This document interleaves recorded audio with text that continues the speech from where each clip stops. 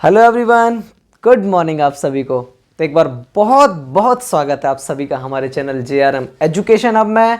और जैसा कि आप सभी जानते हैं कि बोर्ड्स की प्रिपरेशन धुआंधार चल रही है और तोड़ फोड़ के साथ बच्चे प्रिपरेशन में लगे हुए हैं। ठीक है, तो आज हम क्लास 12th के फिजिक्स का चैप्टर 3 के क्या लेके आए हैं, इंपॉर्टेंट टॉपिक्स लेकर आए हैं। और चैप्टर 3 आपको पता है कौन सा है, करंट इलेक्ट्रिसिटी। चैप्टर 3 डाला नहीं है मैंने, डाल लेते हैं। ठीक है, तो चैप्टर 3 के इंपॉर्टेंट क्वेश्चन लेकर आए हैं हम। ठीक है बेटा, और ये वो टॉपिक हैं, कौन से, ये वो टॉपिक है बेटा जो मोस्टली प्रीवियस ईयर क्वेश्चन, जो प्रीवियस ईयर जो क्वेश्चंस हैं रिपीटेड हुए हैं उनमें। ठीक है, तो प्रीवियस ईयर में जितने भी क्वेश्चन पेपर हैं उनमें जो रिपीटेड हुए हैं वो टॉपिक ये लेकर आया हूं मैं, जिनसे आपको आइडिया मिल जाएगा कि किस तरीके क्वेश्चन पुटअप होते हैं। ठीक है, और किन टॉपिक से ज्यादा इस चैप्टर में क्वेश्चन पुटअप होते हैं। तो एक तरीके से निचोड़ है ये। ठीक है, तो ये कुछ 7 या 8 टॉपिक हैं जो इंपॉर्टेंट है करंट इलेक्ट्रिसिटी में। अगर आप इनको करके जाते हैं तो भी मैं गारंटी ले सकता हूं इस बात की, अगर आप पढ़ के जाते हैं सही से जो मैं कह रहा हूं तो भी आप 80+ तो फोड़ कर आएंगे आप। ठीक है बच्चों, चलो तो शुरुआत करने से पहले एक बार वीडियो को लाइक, कमेंट एंड शेयर कर देना, और हाँ, चैनल को सब्सक्राइब कर लीजिए। ठीक है, चलिए बेटा शुरुआत करते हैं बच्चों।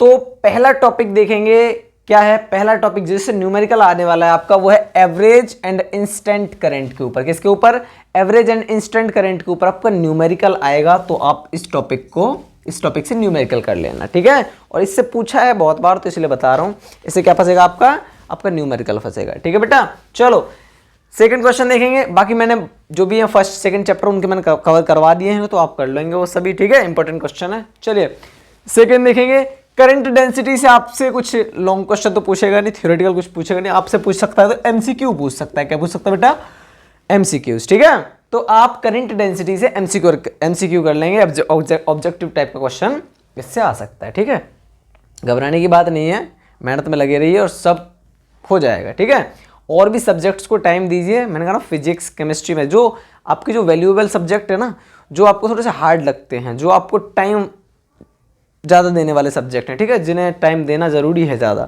तो उन पर आप थोड़ा सा ज़्यादा टाइम दीजिए। बाकी जो कम थोड़ा सा टाइम में कवर हो जाएंगे तो उन पर थोड़ा कम टाइम दीजिए। ठीक है, चलिए अब ये मत सोचिएगा कि आप अभी तो मटेरियल वगैरह लेके बैठे हैं, आप उस में पढ़ेंगे जो एग्ज़ाम आने वाले हैं उनके बीच में, जो क्या कहते हैं बिटवीन द एग्ज़ाम्स, या जो ड्यूरिंग द एग्ज़ाम्स जो बीच में जो डेज है ना, वो उस गैप में मत सोचिएगा आपकी उस गैप के बीच आप प्रिपरेशन कर लेंगे, तो ऐसा नहीं होने वाला। ठीक है, आप पर डे करेंगे, अभी से करेंगे प्रिपरेशन तो ही हो पाएगी बेटा। ठीक है, चलो बच्चों नेक्स्ट क्वेश्चन, थर्ड क्वेश्चन क्या कह रहा है, थर्ड क्वेश्चन कह रहा है ड्रिफ्ट वेलोसिटी एंड मोबिलिटी।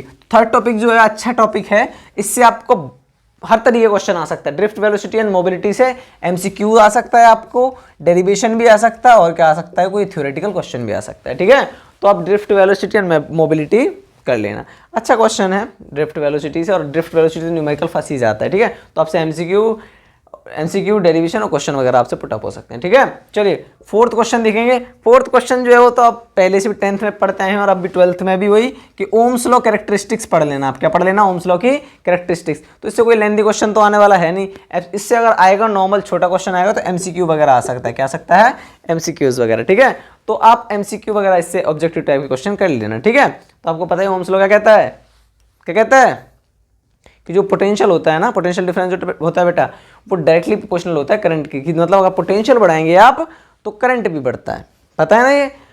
तो वही, और वहां से जब प्रोपोर्शनल का आप साइन हटाते हैं तो वहाँ एक कांस्टेंट वैल्यू आ जाती है, और वो क्या कहलाती है, आर, जिस आर का मतलब होता है रेजिस्टेंस, जिसकी ऐसा यूनिट ओम होती है। ठीक है, तो ये ओम्स लॉ कहता है। ठीक है, तो आप उस पर क्या कर लेना, MCQ वगैरह कर लेना, तो V = IR हो जाता है। ठीक है, और तो आप यहाँ से क्या कर सकते हैं, MCQ कर सकते हैं। ठीक है, चलो फिफ्थ टॉपिक जो इंपॉर्टेंट है वो ये है कि टेम्परेचर डिपेंडेंस ऑफ कंडक्टर। ठीक है, तो ये टॉपिक आप कर लेना, इससे आपका न्यूमेरिकल फंसेगा बेटा। क्या फंसेगा, न्यूमेरिकल आएगा किससे, टेम्परेचर डिपेंडेंस ऑफ कंडक्टर से। ठीक है, न्यूमेरिकल आ सकता है, इसके चांसेस ज्यादा हैं। ठीक है, तो आप न्यूमेरिकल इसका प्रैक्टिस कर लीजिएगा। और जितने भी टॉपिक हैं वो तो इंपॉर्टेंट हैं ही। ये वो वाले क्वेश्चन हैं जो मोस्टली प्रीवियस ईयर में क्वेश्चन पूछे गए हैं, और जो आने के चांसेस हर बार CBSE के चांसेस रहते हैं कि इन टॉपिक से वो क्वेश्चन डालेगा ही डालेगा। ठीक है, बाकी जो बाकी सिलेबस है वो तो इंपॉर्टेंट है, चलो उतना इंपॉर्टेंट नहीं है। अगर आप उन्हें नॉर्मली आपको पता भी होगा ना, तो भी आप उसको कर देंगे, लेकिन ये टॉपिक्स आप इस तरीके से करके जाइए कि एग्जाम में आने ही वाले हैं, ठीक है, तो आप अच्छा स्कोर कर सकते हैं, ठीक है। चलो बच्चों 6th क्वेश्चन देखेंगे, कॉम्बिनेशन ऑफ सेल्स। तो सेल की कॉम्बिनेशन आपको आनी चाहिए, उससे पता ही आपको क्या आ सकता है, न्यूमेरिकल भी आ सकता है और डेरिवेशन। तो आप इसका न्यूमेरिकल एंड डेरिवेशन दोनों तरीके से क्या कर लेना, प्रैक्टिस कर लेना। इसका रिवाइज जो आपका होना चाहिए, एक न्यूमेरिकल की प्रैक्टिस टाइप की कर लेना, और डेरिवेशन आपको इसकी सही तरीके से एक्सप्रेशन और क्या कहते हैं डेरिवेशन आपको पता होनी चाहिए, ठीक है। तो कॉम्बिनेशन ऑफ सेल्स को कॉम्बिनेट कैसे करेंगे उसको, तो सेल को सॉल्व करना आना चाहिए। अच्छा है, अच्छा टॉपिक है और पूछता ही है, क्योंकि थोड़ा सा बच्चे कंफ्यूज भी हो जाते हैं कॉम्बिनेशन ऑफ सेल्स में, तो न्यूमेरिकल और डेरिवेशन आपको पता होना चाहिए, ठीक है। चलिए 7th क्वेश्चन, 7 टॉपिक क्या कह रहा है, किरचॉफ्स रूल्स बहुत इंपॉर्टेंट है, ये तो पता ही है आपको। किरचॉफ्स रूल से जो न्यूमेरिकल क्वेश्चंस आते हैं वो किरचॉफ्स रूल से, लेकिन जो न्यूमेरिकल्स होते हैं ना जो किरचॉफ्स रूल से सॉल्व हो जाते हैं, वो विदाउट किरचॉफ्स रूल से भी सॉल्व हो सकते हैं, ठीक है, बट दोनों प्रोसेस डिफरेंट होते हैं। तो किरचॉफ्स रूल आपको पता होना चाहिए, इंपॉर्टेंट है, इससे न्यूमेरिकली फंसता है। ये क्या है कि किरचॉफ्स रूल उसको थोड़ा ईजी बना देता है, ठीक है, अगर आपको पता होगा तो। नहीं, और जो और भी मेथड हैं उनसे भी नॉर्मली हो जाते हैं सॉल्व, बट किरचॉफ्स रूल इसमें क्या है बेटा, यहाँ के लिए इंपॉर्टेंट, ठीक है। तो आपको करंट रूल वगैरह, जंक्शन रूल वगैरह आपको पता होना चाहिए, ठीक है। चलिए, तो किरचॉफ्स रूल से आप क्या करेंगे, न्यूमेरिकल की प्रैक्टिस कर लेंगे, और एक नहीं ठीक ठाक कर लेना प्रैक्टिस, क्योंकि किरचॉफ्स रूल से फंसेगा ही फंसेगा क्वेश्चन, ठीक है। 8th question and last topic जो है वो है व्हीटस्टोन ब्रिज, आपको पता होना चाहिए, बहुत लोग व्हीटस्टोन ब्रिज भी बोलते हैं इसे। तो व्हीटस्टोन ब्रिज से आपका डेरिवेशन आ सकता है और इंपॉर्टेंट है, ठीक है, क्योंकि आपका पोटेंशियोमीटर वगैरह तो इस साल डिलीटेड है, ठीक है। तो आप क्या करेंगे, व्हीटस्टोन ब्रिज और इसका क्या कहते हैं डेरिवेशन कर लेंगे, आप क्या कर लेंगे, डेरिवेशन कर लेंगे। तो ये कुछ 8 टॉपिक थे जो करंट इलेक्ट्रिसिटी से इंपॉर्टेंट थे, आपके लिए ज़रूरी है। और वही कि जो भी है चल रहे, बस एग्ज़ाम्स आने वाले हैं, 10-12 दिन बचे हैं, आप लगे रहिए प्रिपरेशन में, और एक भी दिन मत गवाइए। अगर आप ये सोच के बैठेंगे कल कर लेंगे कल, तो बेटा कल तो आता ही नहीं है, आपको पता ही है, ठीक है।